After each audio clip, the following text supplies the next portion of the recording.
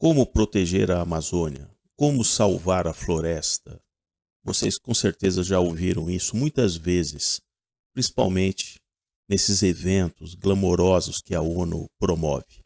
Se você quer saber qual é o grande desafio para realmente proteger a Amazônia, aquilo que não te contam, acompanhe esse vídeo.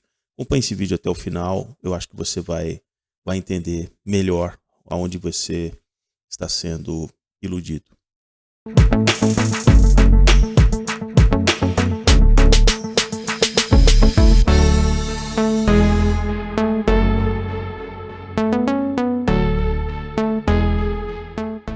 Bem-vindo ao canal Modernidade e Ciência, sou Paulo Bittencourt e vamos então ao nosso vídeo que trata com relação à Amazônia. Primeiro quero mostrar para vocês algumas falácias e algumas estratagemas que ONGs, jornalistas, ativistas, eles colocam sempre, olha, a Amazônia vai virar uma savana, só que a gente está falando de 5 milhões de quilômetros quadrados. Nós estamos falando da Amazônia Legal, que envolve ali quase 10 estados, são 9 estados ali, por uma decisão ali de criar a Amazônia Legal ainda ali nos anos 60. Né? Então vejam, essa é a Amazônia do qual nós estamos falando, mas não é a Amazônia que muitas vezes contam para vocês, que é a Amazônia Legal. Então envolve ali o Mato Grosso, Tocantins, uma parte do Maranhão, né? Roraima e o Acre, né? Não estamos falando do estado da Amazônia e ali do lado do Pará. Não, nós estamos falando de todos esses estados, com biomas diferentes, inclusive. Temos até o Cerrado ali. O que não quer dizer que se você não desmata o núcleo da floresta, você vai poder desmatar o Cerrado. Não é isso que eu estou dizendo. Mas o que eu quero dizer é que a situação é muito mais complexa do que simplesmente falar do núcleo da floresta amazônica, bem ali no entorno de Manaus. Nós temos a maior parte dessa devastação que ocorre exatamente na borda da Amazônia Legal. Exatamente nesses estados que são fronteiras agrícolas, né, de pecuária e do agronegócio, e que muitas vezes tem pessoas que invadem terras, reservas.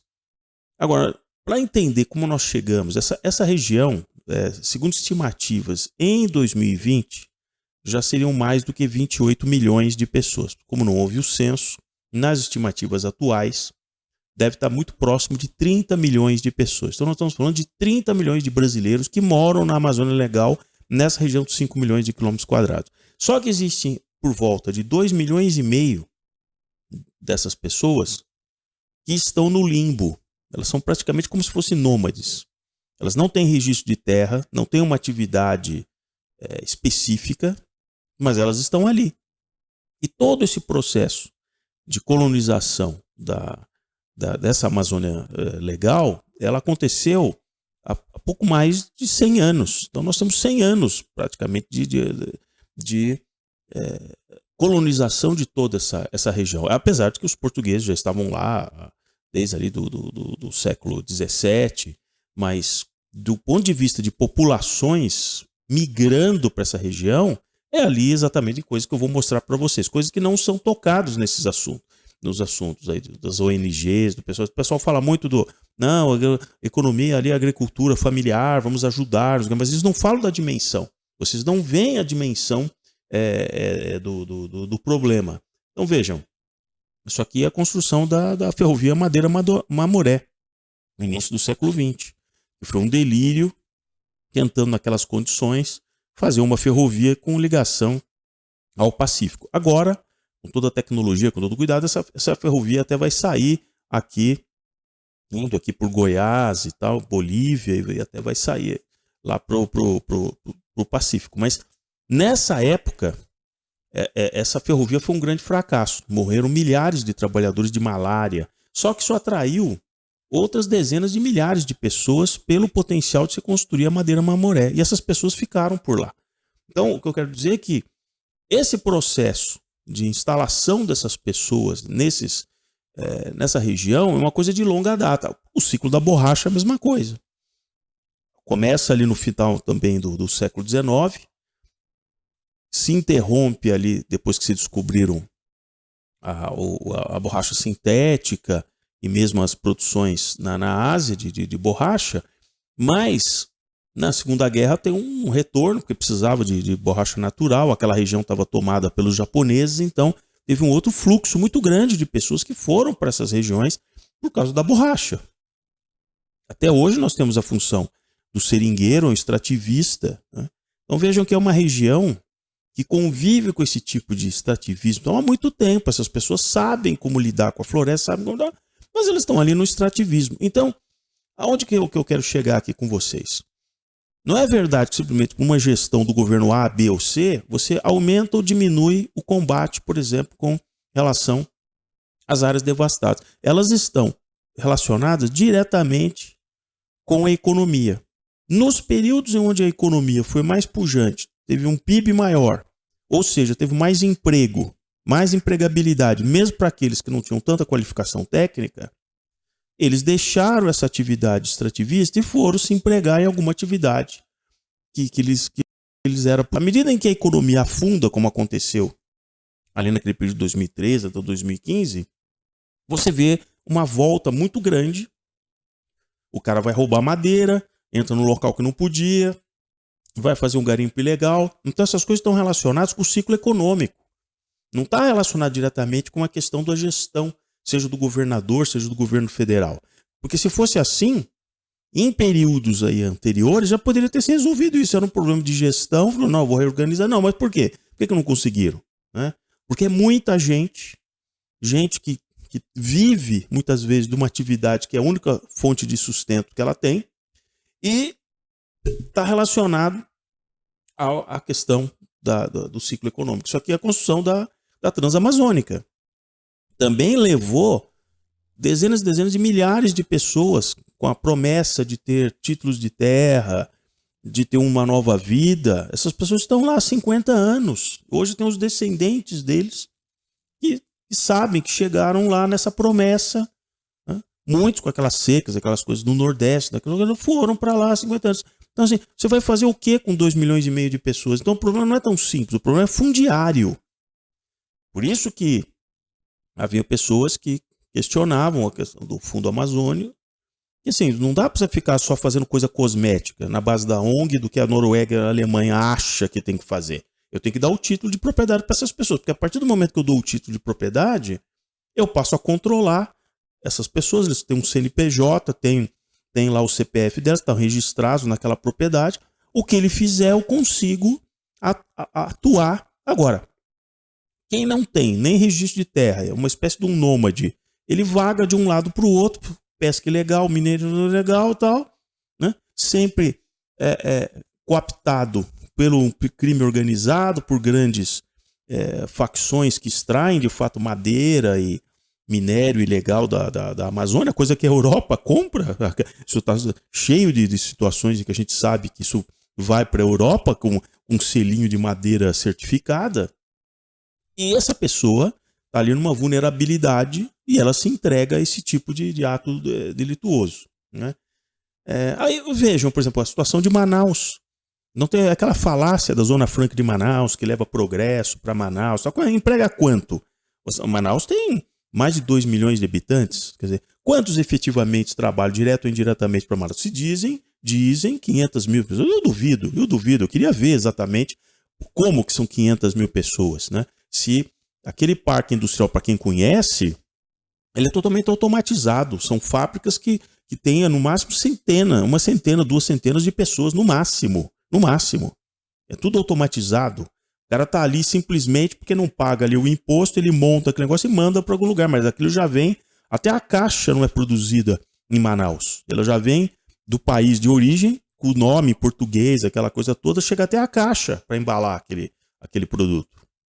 Então é uma grande falácia. Quer dizer, existe um clube ali que gosta muito de manter esse mito, né, do que é Zona Franca e tal. Se fosse mentira o que eu estou falando, vejam a região, a grande parte da população de Manaus mora em residências precárias como essas, né? Convivem com aquela cheia, aquela coisa toda, há muito tempo. Então não é verdade que isso trouxe toda um desenvolvimento. E aí você sai, né, do Amazonas, passa pelo Pará, tá, lá, chega no Maranhão, né? Vê a dimensão das coisas. Veja se você acha que dá para controlar uma região dessa sem que você não estabeleça as pessoas com a questão fundiária e simplesmente fica com aquelas bravatinhas achando que vai resolver na base da ONG, que vai lá falar que...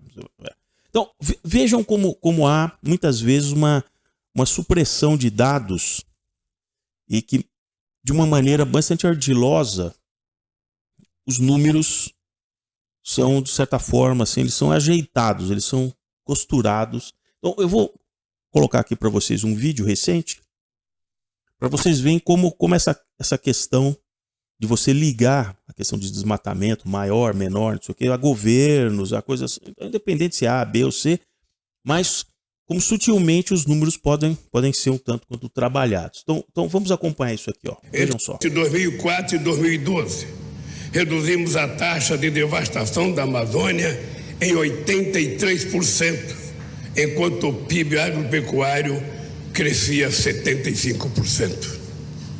Infelizmente, desde 2019, o Brasil enfrenta um governo desastroso e também na devastação do meio ambiente. Vejam que coisa curiosa. Ele cita 2004 a 2012, onde realmente o PIB teve uma evolução grande e diz que, olha, tanto é que o agronegócio evoluiu 75%, não sei o que e tal. E aí ele sutilmente ele pula o período de 2012 a 2019. Vocês perceberam? Ele pula e já entra em 2019 dizendo, não, isso é o que é tal. Ora, é claro que a partir de 2013, com aquela recessão que o Brasil foi entrando, essas pessoas passaram a atividade que elas tinham. Elas estavam desempregadas, não tinham outra atividade. A economia daquelas cidades, mesmo ali daquela região da Amazônia Legal, foi afundando. Então o cara partiu para isso. Mas veja a sutileza.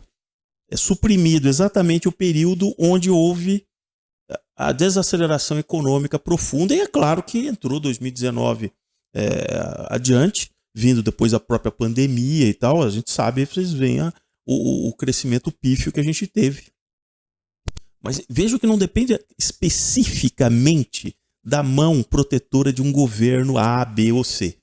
Temos uma questão fundiária e uma questão que você só tira essas pessoas da ilegalidade, de invasões, se você tiver um crescimento sustentável e resolver o problema fundiário, porque essas pessoas não vão sair dali. Então, muitas vezes, para o europeu, que está lá naquelas reuniões da COP, não sei o que do Egito, não, porque não sei quem, da ONU e tal, ele vai se decepcionar. Porque isso não vai ser resolvido simplesmente uma canetada e vai dizer, não, vamos resolver desmatamento zero. Como muitas vezes vocês têm visto, desmatamento zero. Zero aonde? Zero num fazendeiro registrado, que tem um registro, que tem, tá mapeado, ele pode desmatar até 20%. Ele desmatou 40%, ora, você tá ali, você vê aquilo no satélite, ele vai em cima. Se fosse simples assim, já teria resolvido. O problema não são das propriedades oficiais, são daquilo que nem é propriedade, que é uma reserva indígena, que é uma terra do Estado, da União. Ali que está o problema. Não é? É nessa região que tem o problema. Mas isso vocês não veem sendo comentado. É como se esses 2,5 milhões de pessoas fossem invisíveis. E a tal da Amazônia, a gente só estivesse falando daquela floresta. Isso aqui é Maranhão. Olha as condições no Maranhão. Você acha que essas pessoas com essa fragilidade e tal, elas vão procurar o quê à medida em que elas estão procurando sobreviver? Isso nunca mostram, né? Vocês veem que ONG nenhuma. Eles gostam de mostrar aquelas fotos da Amazônia com aqueles rios, aquela imensidão, temos que salvar e tal, mas não mostra isso das pessoas. Né?